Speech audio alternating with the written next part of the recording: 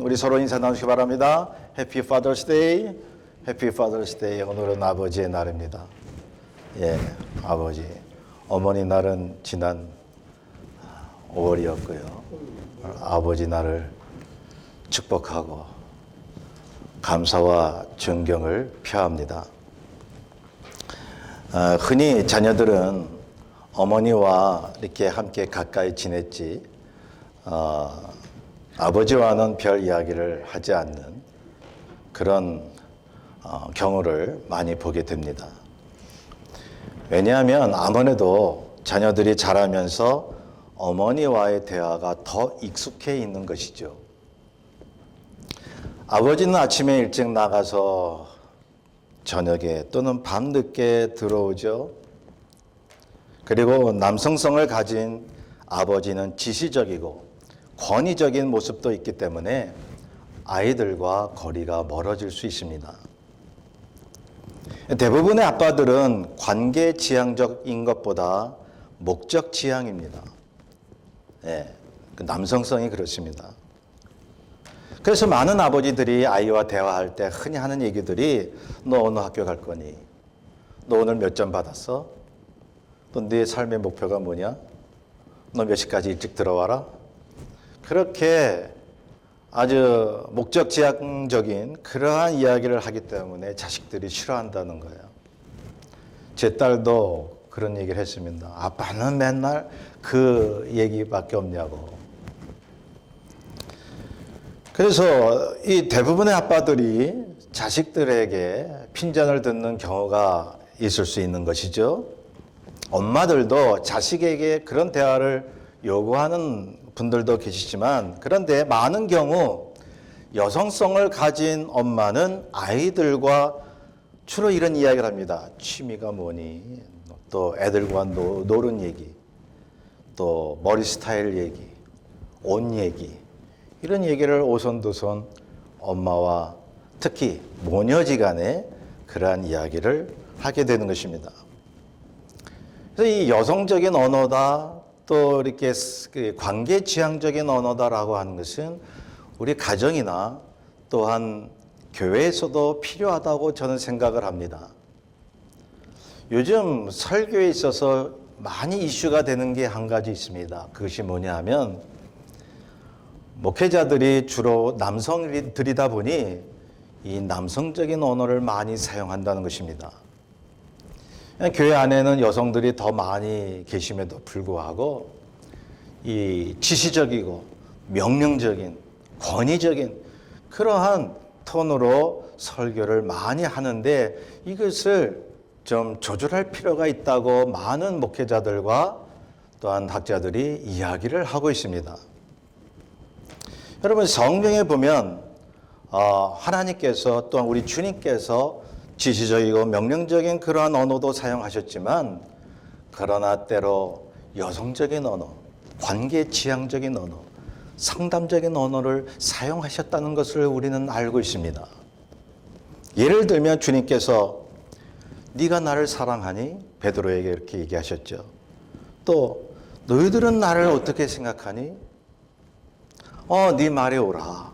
예, 사마리아 수가성 여인에게 그런 말씀하셨죠. 내 말이 옳도다. 마음은 원이로되 육신이 약하구나. 지시적인 언어가 아닙니다. 우리 주님께서 우리에게 말씀하신 것은 상담적이고 관계 지향적인 언어를 사용하셨습니다. 그런데 자꾸 이 설교자들도 명령적이고 어떤 분은 막 까는 설교하고 그것이 마치 잘하는 것처럼, 여러분, 성경은 그렇게 이야기하고 있지 않습니다. 남성성도 하나님이 만드신 것이지만, 그러나 아버지들은 가정에서 관계 지향적인 언어를 자녀들에게 사용할 줄 알아야만 합니다. 교회 안에서도 가정에서도 그렇게 우리는 모든 어감이나 어투를 부드럽게 사용하는 그러한 삶이 필요하지 않을까요? 그렇지 못할 때에 성도와 목사 간의 갈등이 있을 수 있습니다. 가족 간에 갈등이 있을 수 있습니다. 부부 간에도 갈등이 있을 수 있습니다. 부부가 마트에 갔죠. 무슨 물건을 사려고 갔는데 남편은 그 물건만 사면 되는 거예요. 안 그런 분도 계셔요. 이렇게 둘러볼 마음이 없습니다. 목적 달성만 하면 집으로 가야 합니다. 그런데 아내는 그렇지 않습니다. 물건을 사러 갔지만은 그것은 뒷전에 두고, 그리고 물건이 어떻게 진열되어 있는지, 어디에는 어떤 물건이 있는지 콧노래를 부르면서 흥얼흥얼대면서 다니기 시작합니다. 남편이 볼 때는 스트레스가 쌓이는 거예요. 제가 우리 아내로부터 제일 스트레스 받는 게 뭔 줄 아십니까? 옷 사러 가자. 네, 옷 사러. 나 옷 있는데 왜 뭐하러 사러 가? 그래도 필요하대. 이번 가을에 입을 옷이 없대. 그럼 마지못해 이렇게 끌려가잖아요. 그럼 그 가게에 제가 마음에 드는 옷이 없어요. 그러면 그냥 가자. 그러면 또 다른 가게로 저를 끌고 갑니다. 또 다른 가게로. 얼마나 스트레스인 줄 아십니까? 전문가들에 의하면 남편들이 쇼핑할 때 받는 스트레스는 전쟁터에 있는 지수와 똑같다고 합니다. 얼마나. 물론 안 그런 남성분도 계셔요. 대체로 그렇다는 것입니다. 그러니 아내 되는 분은 남편을 좀 이해하고 남편도 좀 이렇게 참아가면서 아내와 함께 다닐 수 있는 여유가 필요하지 않겠습니까? 자, 그런데 그것을 보고 정말 아빠가 목적지향적이고 그리고 딱딱한 그런 분위기로 나타나는 그러한 아빠를 보고 아이들이 그런 생각을 하는 거죠. 아버지는 급하고 재미없는 분, 뭔가 이렇게 좀 딱딱한 분, 그냥 기계적인 아빠. 그러나 엄마에게는 그래도 친근하고 자기들과 시간을 잘 보낼 수 있는 따스함을 느끼는 것입니다. 아빠도 좀 그랬으면 좋은데요. 그래서 자녀들의 뇌리에는 아버지는 밖에 나가서 돈 벌어오는 사람, 엄마는 자신과 놀아주는 친구. 여러분, 요즘 맞벌이 부부들이 많이 있지만 그래도 자녀는 엄마와 대화를 많이 하고 싶은 경향이 있습니다. 저희 집안만 그럴까요? 어떤 때 집에 저와 아이들만 있으면요, 아주 집안 분위기가 싸늘해요. 참 참합니다. 아무도 없는 것 같습니다. 근데 이제 지 엄마가 밖에 나갔다 들어오면요, 일시에 모여서 하하호호하며 떠들고 웃고 대화를 나눕니다. 근데 엄마가 나가잖아요. 그럼 다시 싸늘해져요. 제가 밖에 나갔다가 들어오면 아이들이 모일까요? 안 모일까요? 절대 안 모입니다. 문을 두드려, 얘야 누구 있냐? 그제서야 대답을 하고요. 제가 아이들과 좀 친숙하지 못한 아빠가 아닌가 하는 생각을 많이 해봅니다. 관계지향적인 그러한 언어를 많이 사용해야 되겠다는 생각을 했습니다. 근데 좀 위안이 되는 건요, 우리 아는 목사님들이나 다른 아빠들 보면 우리 집안 같대요. 예, 저희 집만 그런 게 아니라 대체로 그렇다는 것이죠. 그래서 세상의 아버지들은 외로울 때가 있습니다. 가장이라는 타이틀이 평생 아버지의 두 어깨를 무겁게 합니다. 청년퇴직을 해도요, 여러분, 아빠들은 또 무엇을 할까 생각을 많이 하시잖아요. 그러면서 이제 그러지 못할 때는 가족들에게 외면을 당하는 가장들도 있습니다. 그래서 미국에서는 아버지의 날이 따로 있는가 봅니다. 한국은 어버이날로 묶어놨는데 미국은 하도 이혼한 부부가 많으니까 자녀들이 그래도 아버지를 좀 생각하라고 아버지의 날을 만든 것 같습니다. 아버지란 이름, 과연 성경에 어떤 이미지로 아버지를 비춰줄까요? 성경의 아버지들은 가정의 중심축이었습니다. 믿음의 축이었습니다.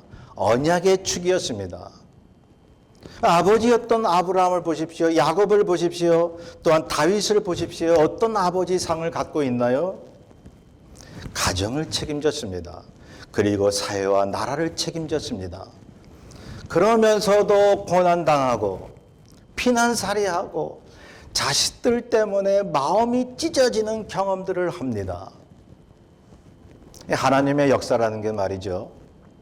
또 하나님의 언약의 성취라고 하는 그러한 뒷면을 보면, 배경을 보면 반드시 가정이 있었습니다. 그 가정에는 가정을 이끄는 아버지가 있었습니다. 그래서 주님이 하나님을 아버지라고 부르셨습니다. 왠가요? 하나님이 우리 집의 가장이시기 때문에, 언약을 이루시는 아버지가 되시기 때문에요. 유대인들은요, 하나님을 감히 아버지라고 부를 수가 없었습니다. 우리 주 예수 그리스도께서 이 땅에 오셔서 그 하나님을 아버지라고 부르셨던 것입니다. 가정과 하나님 나라의 주인이심을 말씀하고 있는 것입니다. 하나님이 그 모형을 보여주시고자 하나님의 대리자로 육신의 아버지를 우리에게 보내주신 것입니다. 아버지가 자식에게 속을 좀 썩잖아요. 가정을 위해 십자가를 지고요, 자녀를 위해서 희생을 하십니다. 많은 아버지들이 그러합니다. 그럼에도 불구하고요, 때로는 가장의 대우도 못 받는 경우가 있는 그런 모습들, 저는 그런 모습들을 보면서 우리 하나님 아버지의 모습이라고 생각을 했습니다. 주님의 모습이라고 생각을 했습니다. 왜 그러죠? 구약에 보면 하나님께서 그렇게 이스라엘을 축복하셨건만 마지막에 가서 이스라엘이 하나님을 반역해버리잖아요. 등을 돌리잖아요. 또 유대인들이 예수 그리스도를 십자가에 못 박아버리잖아요. 그 백성들의 아버지임에도 불구하고 그 자녀들에게, 백성들에게 따돌림을 당하셨던 우리 하나님, 우리 주님. 성경은 육신의 아버지의 모습을 통해서 하나님 아버지의 희생과 마음을 보여주고 계시는데요, 본문을 보면 야곱은 피난길에서 고생하면서 거기서 가정을 갖게 됩니다. 외삼촌집에서 우리가 알다시피 가장이 돼서 가족을 이끌고 고향에 돌아오는데, 그런데 자식끼리 분쟁을 합니다. 자식들이 한 자식을 애굽으로 팔아버립니다. 그래서 팔려간 그 요셉이 죽은 줄 알고 아버지 야곱이 얼마나 마음이 쓰리는 그 모습이 성경에 나오나요? 네. 짐승에 죽었다고 이복 형들이 거짓말 했잖아요. 나중에 요셉을 만나서 애굽에 가서 살게 되는데, 야곱은 바로 왕에게 이렇게 본문에 이야기를 합니다. 내 나그네의 길의 세월이 130년입니다. 내 나이가 얼마 못 되니 우리 조상의 나그네 길에 연주에 미치지 못하나 험악한 세월을 보냈었나이다. 아버지로서의 야곱, 하나님의 언약을 성취하고 하나님과 동행하면서 살았던 야곱, 그런데 이렇게 고백합니다. 험악한 세월을 보냈다고요. 저와 여러분들의 인생 말년에 아버지는 물론 어머니들도 모든 사람들이 인생 말년에 이렇게 이야기할 것입니다. 나는 험악한 세월을 살아왔노라고. 그리고 주님 앞에서 우리가 섰을 때 주님이 말씀하실 겁니다. 아들아, 내 딸아, 참으로 험악한 세월을 살았구나. 가정을 지키느라 고된 길을 걸었던 것입니다. 오직 하나님의 가정을 지키려는 마음으로요. 야곱은 아버지로서 아들들이 화목하기도 바랬죠. 자신이 죽은 후에 아들 요셉이 자기 이복 형들에게 복수할까봐 염려하여 요셉이 형들의 허물과 죄를 용서해 줄 것을 창세기 50장에 보면 거기에 나와 있습니다. 아버지의 마음이 어떨까요? 서로 형제들이 화목하고 서로 용서하고 하는 거 아니겠습니까? 우리가 믿는 예수 그리스도 하나님께서 자녀된 우리 교회 식구들이 어떻게 지내기를 원하십니까? 아버지 야곱의 마음은 자녀들이 서로 용서하고 화목하게 잘 지내는 것이 아니겠습니까? 하나님 아버지의 마음이었습니다. 다윗을 보십시오. 자신의 왕의 자리를 탐하고 역모를 일으킨 페류나 아들 압살롬. 이름도 압살롬이에요. 놈. 어떻게 이름이 그렇게 됐는지 모르겠습니다. 그렇게 아버지를 내쫓고 아버지를 죽이고 왕이 되려 했던 이 압살롬이 죽게 되자 다윗은 이렇게 한탄합니다. 사무엘하 18장 33절에 내 아들 압살롬아, 내 아들 압살롬아, 내가 너를 대신해서 죽었다면. 압살롬 내 아들아, 내 아들아. 누가 봐도 아비를 죽이려 했던 페르난데요. 예? 그 페르나를 향해서 통곡하고 우는 사람이 아버지 다윗이었습니다. 그러니까 자식의 어떤 잘못이나 가오보다 더 먼저가 뭐예요? 자식에 대한 아버지의 사랑이죠. 그 큰아들과 집 나간 탕자를 동일하게 사랑하셨던 아버지의 심정. 내가 너를 대신하여 죽었다면 하나님의 마음이었습니다. 자녀인 우리를 위하여 십자가에서 대신 죽으신 예수 그리스도의 마음이셨습니다. 그래서 성경적인 아버지의 이미지는 자식을 위해 목숨을 거는 사랑의 이미지 아닌가요? 가정을 위해 십자가를 지는 이미지 아닌가요? 아버지의 형상과 그 성향과 아버지의 삶의 모습들이 가정을 지탱해 가도록 하나님께서 그렇게 만드신 것입니다. 그렇게 가정을 세우시고 가장을 두신 것입니다. 저는 자라오면서 아버지에 대한 불만이 많았습니다. 왜냐하면 우리 형제들이 우리 할아버지 다 말수가 없어요. 내성적이라. 우리 아버지께서 말수가 없으신 데다가 내성적이신 데다가 뭐 자식들에게 이래라 저래라 얘기도 안 하시고요. 그냥 묵묵히 그냥 그렇게 잘 웃지도 않으시고 그냥 무표정으로. 그래서 저는 자라면서 아니 우리 아버지가 자식들에게 그렇게 관심이 없나? 그래서 불만이 쌓여갔습니다. 아버지의 성격을 닮은 것도 불만이었습니다. 다른 사람들 앞에 가서 이렇게 말을 하기가 싫어요. 원래 성격이 그래요. 저만 그런 게 아니라 우리 형제들이 다 그렇습니다. 제가 예수 그리스도를 믿고 목회를 하면서 많이 달라졌습니다.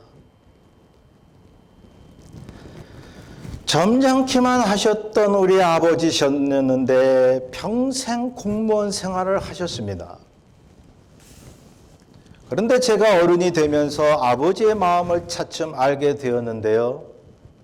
말씀은 없지만 마음속에는 자식을 향한 그 바람과 애정이 남달리 있으셨다는 것을 느끼게 됩니다.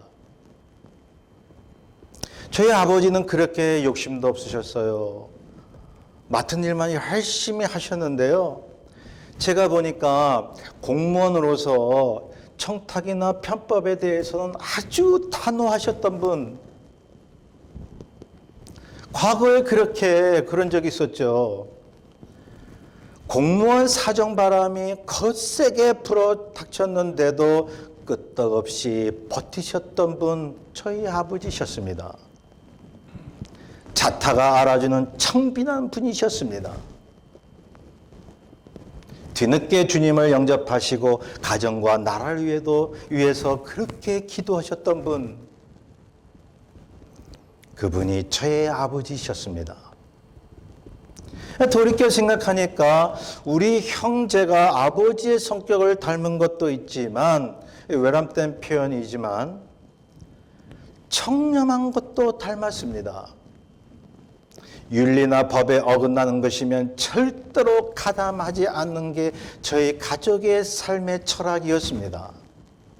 다 답답할 정도로 조금이라도 잘못됐다, 불이다 그러면 절대로 타협하지 않아요. 저희 아버지는 저희 형제들에게 신앙과 청렴한 삶의 태도를 물려주시고 천국에 가셨습니다. 아버지에 대한 저의 이미지는 깨끗한 이미지였습니다. 가족의 대화의 장에서 잘 보이지 않던 우리들의 아버지,